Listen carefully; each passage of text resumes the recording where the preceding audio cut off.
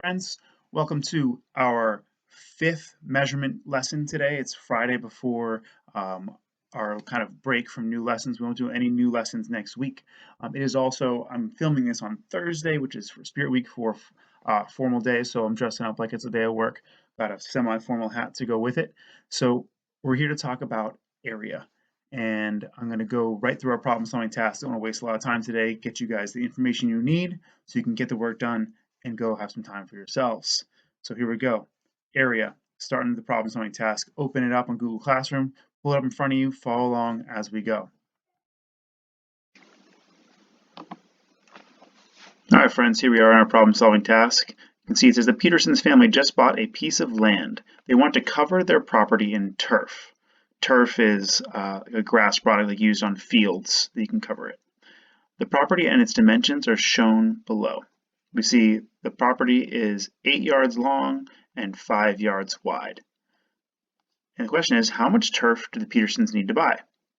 So take a couple minutes, figure out what do you think the total amount of turf they need to use to cover this property. Go. All right, so you hopefully came back and there's a couple ways you could have looked at this. Some of you might have added up the sides. If you're adding up the sides, you're finding perimeter, which is what we talked about in our previous lesson. And the question is, if you just get a line of turf that is, in this case, 8 yards plus 5 yards plus 8 yards plus 5 yards, is it going to equal the total amount of turf you need? It will if all you want to do is cover the edge of this yard.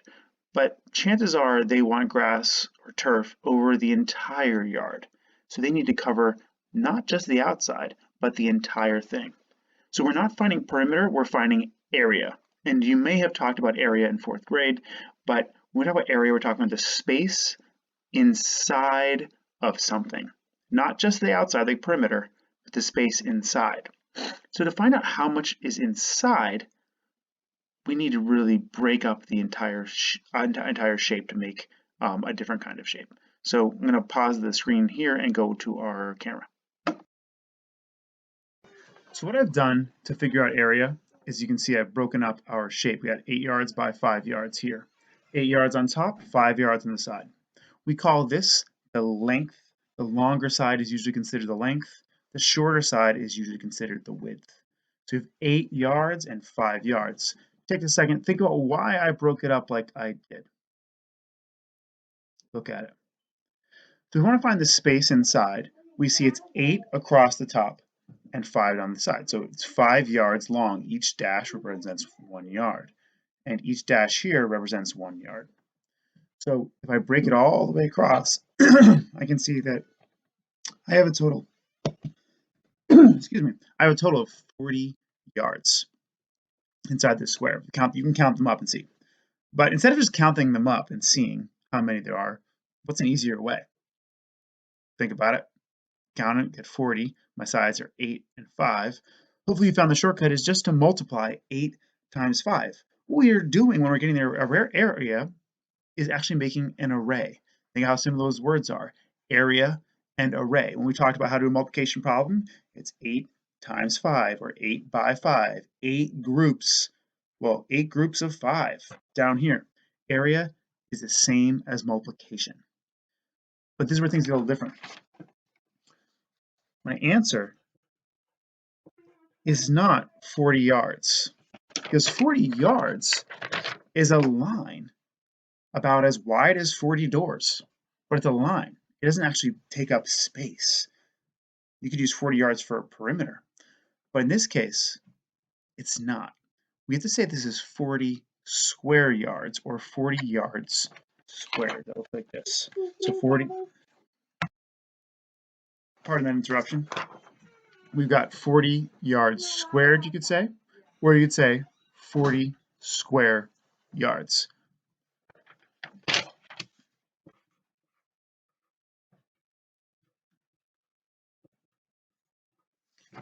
You could write like this, 40 square yards. Some people write 40 yards squared as well, just with words, but the mathematical way of doing it is 40 yards. This little 2, that little 2 means squared. You're going to talk about that a lot when you talk about exponents in the later grades. But either way, when you're thinking about area, make sure your units are there, but they're square units, or square yards, square feet, square inches, square meters, or you write yards with a little 2 or the little 2 above it, which shows squared. These are things we got to get used to when we're working with area. So that's it. Perimeter is not the same as area. So we talked about perimeter on Wednesday. These are kind of perimeter situations, and that's our area situations. They're totally different, okay? They both have to do with shapes, and we're just talking about rectangles today. But when you do perimeter, you add up all the sides. When you do area, you multiply just the length and the width. You don't have to multiply all 4 sides. That's not how you get an array. That's not how you find how many spaces are inside. Just multiply the length times the width. Starting to see why I started filming these videos at night. Oh, there's another interruption. There's a dog.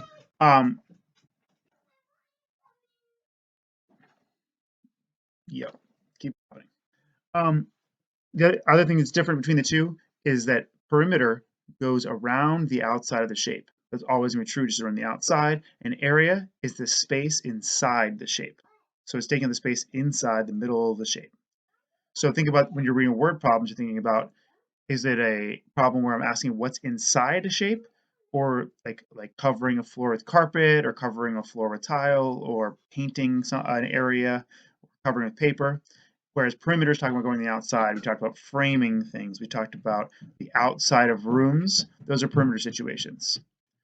But another big difference between the two is when you have perimeter, you're talking about just units. You can have perimeter in inches, feet, or yards. But area is measured in square units. Use that tractor somewhere else, buddy. Get to the bus somewhere else, please. I'm trying to film this. Sorry again. It's also measured, so area is measured in units squared, or square units, or the units with the little 2 on the top there, meaning squared.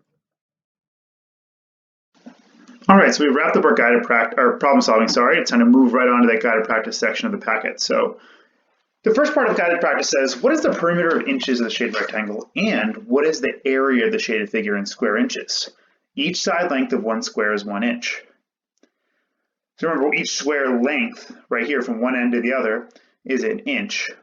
Each square, that means, is 1 square inch. That's the difference between length and area. An inch measures length, and area is measured by the whole square and the space inside of it. So the perimeter of this rectangle, I want to remind you, is just the length of the sides, all the outside. It doesn't have to do the number of boxes around the outside, just the length of all the sides.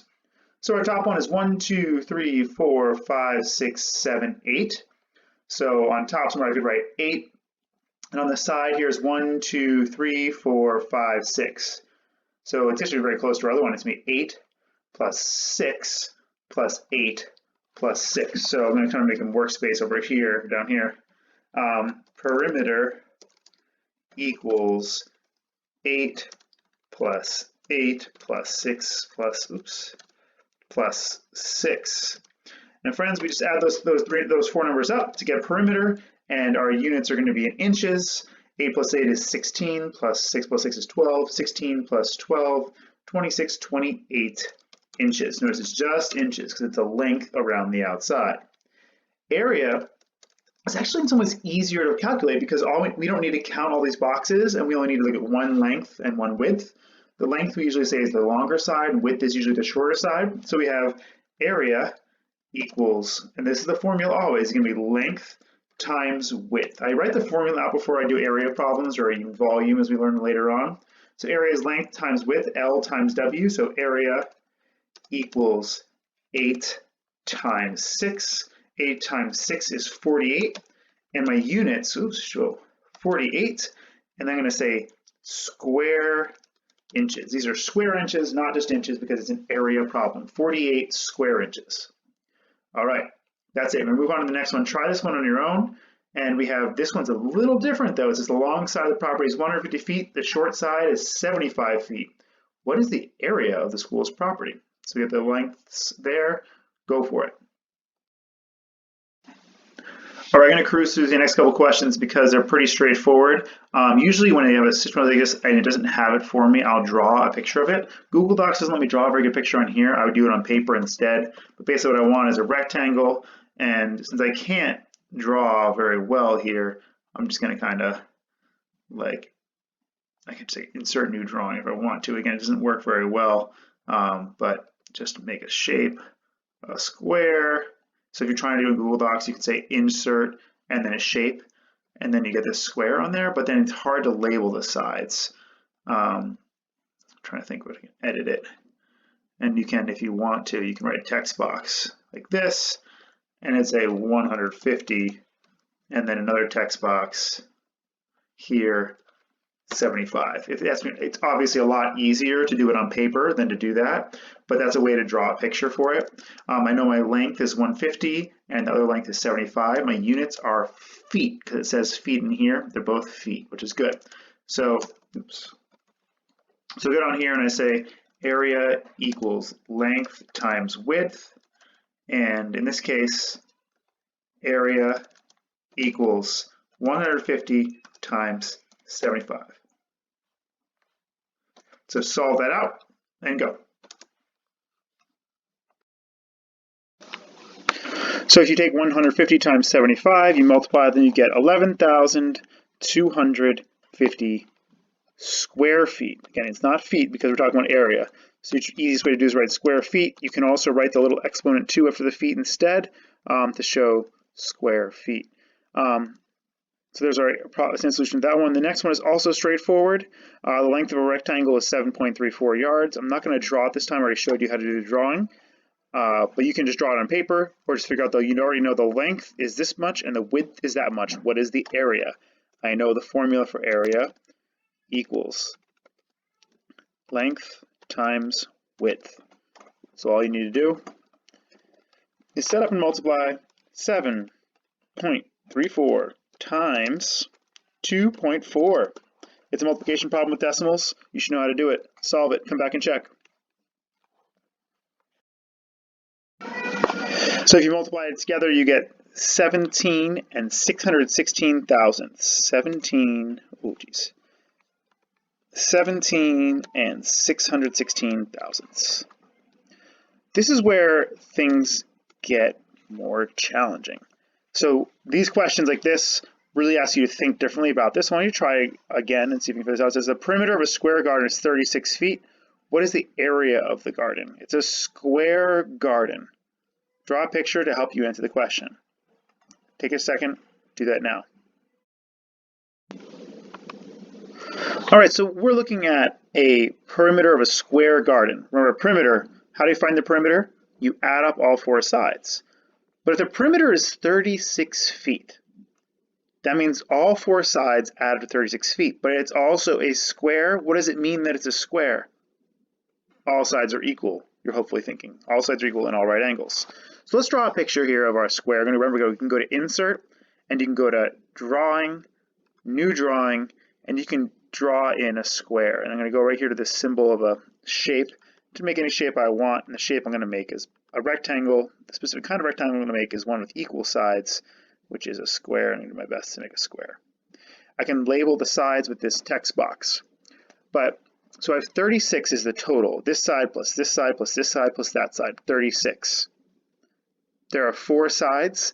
They're all the same. If I split the perimeter into four equal groups, that's division. 36 divided by 4 is 9. That means I just need to draw it. But each side is 9.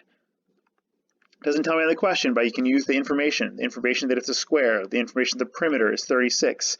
Those together give me what I need to know. The length is 9 and the width is 9. They're the same. So now we want to, so that's not that gives us a huge amount of information, but that's not what the question is asking. It says draw a picture of the garden and find, what is the area of the garden? What is the area of the garden? Well, the length is 9 and the width is 9. Area equals length times width. In this case, it's 9 times 9 equals 81. What is our units? Our units were feet, so 81 square feet, or 81 with a little square with a feet with a 2 on it. So there you go. You can draw a rectangle garden that's the same area as the square garden. And this is where you have to be a little creative with how you can do this, because it's draw a rectangle with the same area. The area is 81. So what I just need to do is find out, if I take 81, what can I divide it by that would give me another side, because I know that area equals length times width. And the area is, what I'm going to do is I'm going to start putting in numbers instead of the words. So instead of area, I'm going to write 81 equals, and now I just have to choose one I could try. And 81 is a tough number because I don't really know any multiples of 81, but it's odd. 81 ends in a 1, so I'm going to try an odd number like a 3. So I'm going to try 3 times question mark. I don't know. So 81 equals 3 times what? Only way to find out is to take 3 times what is 81? My fact families tell me that if 3 times question mark is 81, then 81 divided by 3 equals question mark. 81, it's a fact family, friends, just like from before. 81 divided by 3 equals, that slash means a division, question mark. So 81 divided by 3, you can solve that real quick. I'm going to solve it on my paper, you solve it on yours. 81 divided by 3 is 27. So question mark